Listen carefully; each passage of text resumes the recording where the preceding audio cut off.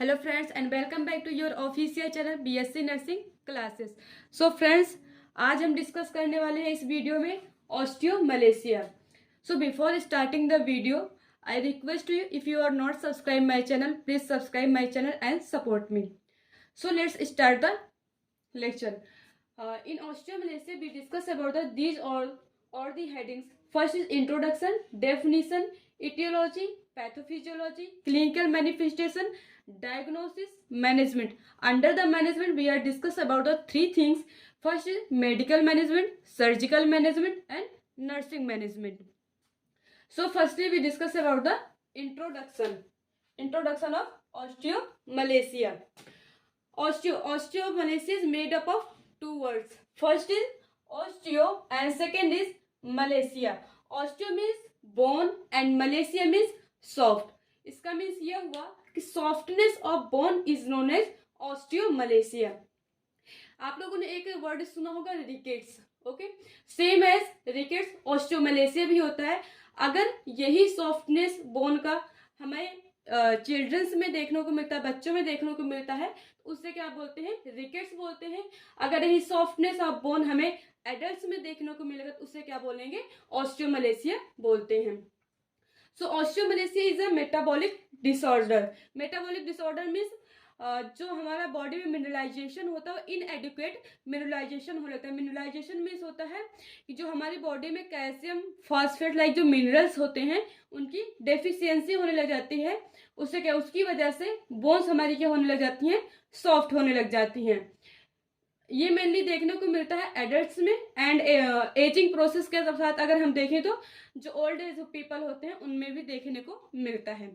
सो इसकी डेफिनेशन क्या होगी? It is defined as softness of bone due to etiological factor adult is known as osteomalacia. Means bone का soft हो जाना किसमें? एडल्ट में, वो भी etiological factor. Etiological factor means होता है कॉजेस, मीन्स किसी कारणवश क्या हो रहा है? एडल्ट में जो बोन है वो क्या हो जा रही है? सॉफ्ट हो जा रही है। उसे क्या बोलेंगे? ऑस्टियोमलेशिया। इसकी इटियोलॉजी क्या क्या? इटियोलॉजी कॉजेस मीन्स किस किस वजह से हमारी जो बोन है वो सॉफ्ट हो सकती है। So first is vitamin D deficiency, next endocrine disorder, next intestinal problem, fourth one kidney failure, fifth lack of sun exposure, sixth one hypocalcemia, seventh is inadequate nutrition intake, and eighth is hypophosphatemia.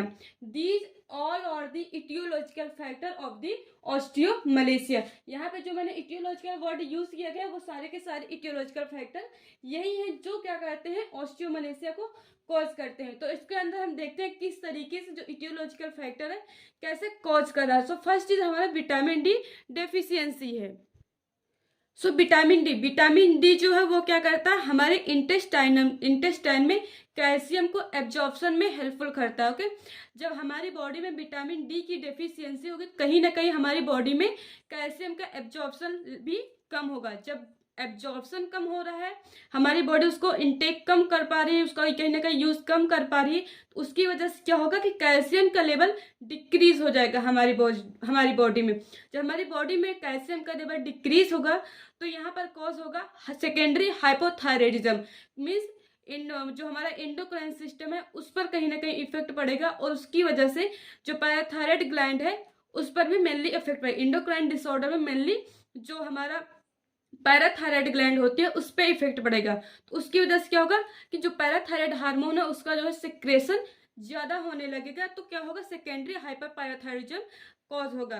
जब secondary parathyroidism cause होगा तो उसकी वजह से parathyroid hormone इसमें क्या होगा? Increase होगा। जब पैराथायराइड हार्मोन का लेवल इंक्रीज होगा हमारी बॉडी में तो जो यूरिनरी फॉस्फेट है उसका क्या, यूरिन के थ्रू जो फॉस्फेट है कहीं ना कहीं उसका एक्सक्रीट आउट ज्यादा होगा। जब यूरिन के थ्रू फॉस्फेट का लेवल एक्सक्रीट आउट ज्यादा हो रहा है तो हमारी बॉडी में कहीं ना कहीं कैल्शियम और जो फॉस्फेट है उसका जो लेवल होगा वो क्या होगा? इनएडिक्वेट हो जाएगा, मीन्स कम हो जाएगा। जब हमारी बॉडी में कैल्शियम एंड फॉस्फेट का लेवल कम होगा तो बोन का मिनरलाइजेशन होगा, और जब बोन का मिनरलाइजेशन होगा तो इसमें क्या हो रहा है? डेफिशिएंसी हो रही है। इसकी वजह से क्या हो रहा है? बोन हमारी क्या होने लगेगी? धीरे धीरे सॉफ्ट होने लगेगी। जब हमारी बोन सॉफ्ट हो जाएगी तो उसे क्या बोलेंगे, ऑस्टियोमलेशिया। और ऑस्टियोमलेशिया के साइन सिम्टम फिर शो होने लगेंगे। सो इसके साइन सिम्टम क्या होंगे हमें अभी आगे देखते हैं। नेक्स्ट हमारा क्या है, एंडोक्राइन डिसऑर्डर। जैसे कि मैंने अभी बताया आपको, एंडोक्राइन डिसऑर्डर कहीं ना कहीं अगर हमारी बॉडी में विटामिन डी की डेफिशिएंसी हो रही है तो उस पर अफेक्ट करेगा किसको, कैल्शियम लेवल के एब्जॉर्प्शन को। और जब कैल्शियम लेवल एब्जॉर्प्शन अफेक्ट होगा तो हमारे जो पैराथायराइड ग्लैंड है, जो पैराथायराइड ग्लैंड है वो क्या होगी, स्टिमुलेट ज्यादा होगी। जब स्टिमुलेट ज्यादा होगी तो क्या होगा, पैराथायराइड का सिक्रेशन ज्यादा होगा और सेकेंडरी हाइपर पैराथायरिज्म कॉज होगा। और उसकी वजह से क्या होगा कि जो यूरिन आउटपुट के थ्रू क्या होगा, जो कैल्शियम होता है और फास्फेट होता है उसका क्या होगा लेवल हमारी बॉडी से आउट होने लग जाएगा। जब हमारी बॉडी से कैल्शियम और फास्फेट ज्यादा निकलेगा तो उसकी डेफिशिएंसी होगी और कॉज करेगा ऑस्टियोमलेशिया को। Next is kidney failure. Kidney failure में हमें दो कंडीशन देखने को मिलेगी। फर्स्ट इज कि अगर हमारी बॉडी में क्या होगा कि यूरिन आउटपुट ज्यादा होने लग जाए, और दूसरा क्या, यूरिन आउटपुट कम होने लगे। अगर हमारी किडनी फेलियर हुई और उस कंडीशन में क्या हुआ, यूरिन आउटपुट ज्यादा होने लगा तो कहीं ना कहीं हमारी बॉडी के जो भी मिनरल्स होंगे वो क्या यूरिन के थ्रू बाहर निकलेंगे और हमारी बॉडी में क्या होगा, मिनरल्स की डेफिशिएंसी होगी और कॉज करेगा ऑस्टियोमलेशिया को। नेक्स्ट है लैक ऑफ सन एक्सपोजर। अगर हम कहीं ना कहीं जो हमारी सन रेज होती हैं उसको हम एक्सपोज कम करें, अगर हम उसको एक्सपोजर कम करेंगे तो कहीं ना कहीं क्या होगा, हमारी बॉडी में विटामिन डी की डेफिशिएंसी होगी। और विटामिन डी की डेफिशिएंसी होगी तो क्या होगा, एब्जॉर्प्शन लेवल क्या हो जाएगा, इनएडिक्वेट हो जाएगा मिनरल्स का। नेक्स्ट है हाइपोकैल्सीमिया। हाइपोकैल्सीमिया मीन्स होता है हाइपो मीन्स होता है कम हो जाना या डिक्रीज हो जाना, और कैल्शियमिया मीन्स होता है कैल्शियम मीन्स कैल्शियम का लेवल हमारी बॉडी में डिक्रीज है तो उसकी वजह से भी ऑस्टियोमलेशिया कॉज हो सकता है। नेक्स्ट है इनएडिक्वेट न्यूट्रिशन इनटेक मीन्स अगर हम प्रॉपर तरीके से न्यूट्रिशन नहीं ले पा रहे हैं, कहीं ना कहीं कैल्शियम और फास्फेट का लेवल हमारी बॉडी में डिक्रीज होगा। अगर हम न्यूट्रिशन प्रॉपर नहीं लेंगे तो उसकी वजह से भी ऑस्टियोमलेशिया कॉज होगा। नेक्स्ट है हाइपोफास्फेटेमिया। हाइपोफास्फेटेमिया मीन्स हाइपो मीन्स डिक्रीज हो जाना, फास्फेटेमिया मीन्स फॉस्फेट का लेवल हमारी बॉडी में डिक्रीज हो जाना क्या बोलेंगे, हाइपोफास्फेटेमिया। तो कहीं ना कहीं कैल्शियम और फास्फेट ही था जो कि बोन के मिनरलाइजेशन के लिए रिस्पॉन्सिबल था। और अगर कैल्शियम और फास्फेट का लेवल डिक्रीज होगा तो क्या होगा, ऑस्टियोमलेशिया कॉज होगा। तो हमने अभी क्या देखा, इंट्रोडक्शन देखा, डेफिनेशन, इटियोलॉजी। नेक्स्ट हम देखते हैं पैथोफिजियोलॉजी ऑफ ऑस्टियोमलेशिया मीन्स किस तरीके से ये हमारी बॉडी में क्या क्या होता है जिसकी वजह से ये कॉज होता है osteomalacia. Due to etiological factor. Etiological factor में अभी मैंने इसके पहले देखा था क्या क्या था उसमें। इटियोलॉजिकल फैक्टर में deficiency of vitamin D, kidney failure and endocrine disorder and next हमारे क्या इंटेस्टाइनल डिसऑर्डर। ऐसे हमने कई सारे देखे थे इसके इटियोलॉजिकल फैक्टर। तो उसमें से हमने यहाँ पर लिया है क्या, विटामिन डी डिफिशियंसी। अगर विटामिन डी की डिफिशियंसी हमारी बॉडी में डिक्रीज होती है मीन्स डिफिशियंसी होती है तो किस तरीके से ऑस्टियोमलेशिया कॉज होगा। अगर हमारी बॉडी में क्या हुआ, विटामिन डी की डेफिशिएंसी हुई तो उसकी वजह से क्या होगा, decrease intestinal calcium absorption means जो विटामिन डी है वो अफेक्ट कर, उसकी डिफिशियंसी अफेक्ट करेगा कैल्शियम के एब्जॉर्प्शन को। जब कैल्शियम का एब्जॉर्प्शन हमारी बॉडी में कम होगा कहीं ना कहीं आयनाइज जो कैल्शियम होते हैं उनका लेवल भी कम होगा। जब आयनाइज कैल्शियम अगर हमारा डिक्रीज होगा तो ये लीड करता है क्या, सेकेंडरी हाइपर पैराथायराइडिज्म।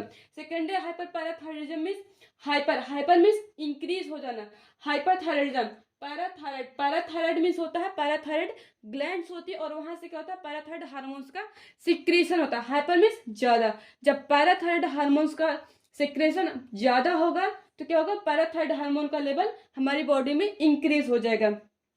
जब पैराथायराइड हार्मोन का लेवल इंक्रीज होगा तो यूरिन आउटपुट भी क्या होगा, इंक्रीज होगा। क्यों, क्योंकि जो सेकेंडरी हाइपर पैराथायरिज्म होता है उसका एक क्लिनिकल मैनिफेस्टेशन होता है यूरिन आउटपुट का लेवल इंक्रीज हो जाना। जब यूरिन आउटपुट का लेवल इंक्रीज हो जाएगा तो उसकी जो यूरिन के साथ साथ हमारी बॉडी के जो मिनरल्स होते हैं मीन्स जो जरूरी चीजें होती है हमारी बॉडी की वो क्या होती हैं, हमारी बॉडी से यूरिन के थ्रू बाहर निकल जाती हैं। तो कहीं ना कहीं क्या होगा, हमारे बॉडी में कैल्शियम एंड जो फास्फेट होता है उसका लेवल क्या होगा, कम हो जाएगा। और ये कॉज करता है, ये क्या करता है, बोन मिनरलाइजेशन करेगा। बोन मिनरलाइजेशन मीन्स कि जो भी हमारे जो शरीर के जो जरूरी चीजें होती हैं उनको क्या करेगा, बाहर निकालेगा, और उसका क्या हो जाएगा, मिनरलाइजेशन मीन्स कि उसका ब्रेक डाउन करने लगा। और जब ब्रेक डाउन होगा कहीं ना कहीं उसकी क्या होगी, डेफिशिएंसी होगी हमारी बॉडी में, और बोन मिनरलाइजेशन ही कॉज करेगा हमारा ऑस्टियोमलेशिया। तो ये ओवरऑल हमारी क्या थी, पैथोफिजियोलॉजी, किस तरीके से ऑस्टियोमलेशिया हमारी बॉडी में ऑकर हो रहा है। ठीक है, नेक्स्ट हम देखते हैं इसकी क्या, clinical manifestation. Clinical manifestation means होता है साइन एंड सिम्टम। ऐसे कौन कौन से साइन सिम्टम है जो शो हो जाए होंगे अगर ऑस्टियोमलेशिया ऑकर हुआ है तो हमारी बॉडी में। इसका क्लिनिकल मैनिफेस्टेशन मीन्स आपको क्या क्या साइन एंड सिम्टम शो होंगे जिससे आप पता लगा पाएंगे कि ऑस्टियोमलेशिया हुआ है। First is joint and muscles pain, proximal muscles pain, bone fracture without a real accident. Means इसका मतलब ये हुआ कि बोन का फ्रैक्चर हो सकता है बिना किसी एक्सीडेंट के, like means like road traffic accident, RTA. Without RTA means अगर कोई नॉर्मल व्यक्ति है और वो क्या करता है, नॉर्मली चलते चलते गिर जाता है, तब भी उसकी जो बोन होगी वो क्या होगी, फ्रैक्चर हो जाएगी, क्योंकि हमारे उसकी जो बोन है पेशेंट की वो बहुत ज्यादा क्या हो चुकी है, सॉफ्ट हो चुकी है। नेक्स्ट है profound bone pen. Next is lip and mouth numbness, feeling of numbness and tingling in fat foot and hand, cramps in foot and hand. ये लास्ट के जो तीन है ये जो कैल्शियम होता है, मेनली कैल्शियम की डेफिशिएंसी की वजह से देखने को मिलता है। Lip and mouth numbness, feeling of numbness and tingling in foot and hand, cramps in foot and hand, ये तीनों। इसमें अगर देखा जाए तो जो मेनली सिम्टम्स होते हैं क्या, जो बोन्स होती है, जो नॉर्मल बोन होती है, नॉर्मल बोन लाइक इस तरीके से होती है, ठीक है, सॉरी ये इस तरीके से देखिए, इस तरीके से नॉर्मल बोन होती है। लेकिन अगर ऑस्टियोमलेशिया ऑकर हुआ है तो क्या होगा, जो बोन्स होंगी ये कुछ इस तरीके से देखने को मिलेंगी। मीन्स ऐसा भी हो सकता है कि जो उसकी दोनों पैर के जो बोन्स हैं वो कहीं ना कहीं बाहर को निकले हुए दिख सकते हैं, या फिर ये भी हो सकता है कि अंदर को हो सकते हैं। अगर और उसके बाद ये थर्ड कंडीशन ये है कि जो ये थाई वाले फीमर बोन होती है वहां पर क्या होगा, वहां पर भी सॉफ्टनेस हो सकता है। ये थे क्या, क्लिनिकल मैनिफेस्टेशन ऑफ ऑस्टियोमलेशिया। इसके बाद हम क्या देखेंगे, डायग्नोसिस। अगर ऑस्टियोमलेशिया हुआ तो इसके लिए हम कौन कौन से डायग्नोस्टिक टेस्ट करेंगे। सबसे पहले हमारा डायग्नोस्टिक टेस्ट होता है क्या, ब्लड टेस्ट। ब्लड टेस्ट में हम ये देखेंगे कैल्शियम एंड फास्फेट का लेवल, मीन्स डिक्रीज है या फिर इंक्रीज है। नेक्स्ट हम क्या कराएंगे, एक्सरे। एक्सरे हम इसलिए कराएंगे कि पर्टिकुलर बोन एरिया को देखने के लिए। नेक्स्ट क्या कराएंगे, नेक्स्ट करा सकते हैं सीटी स्कैन करा सकते हैं, एमआरआई करा सकते हैं। ये सारे डायग्नोस्टिक टेस्ट हैं जो हम ऑस्टियोमलेशिया को डिटेक्ट करने के लिए कर सकते हैं। नेक्स्ट है इसका क्या, मैनेजमेंट। मैनेजमेंट में हम तीन चीजें देखेंगे, medical management, surgical management and next last one nursing management. First is medical management. Medical management में हम क्या करेंगे, सबसे पहले अगर माल एब्जॉर्प्शन हुआ है, माल एब्जॉर्प्शन की वजह से अगर ऑस्टियोमलेशिया हो रहा है, माल एब्जॉर्प्शन मीन्स कि जो उसका एब्जॉर्प्शन लेवल है वो क्या हो रहा है, प्रॉपर नहीं हो रहा है, तो उसके लिए हम क्या करेंगे, उसको हम सप्लीमेंट्स देंगे, विटामिन डी की सप्लीमेंट्स देंगे। क्योंकि मेनली जो विटामिन डी होता है वही होता है एब्जॉर्प्शन के लिए रिस्पॉन्सिबल, ठीक है।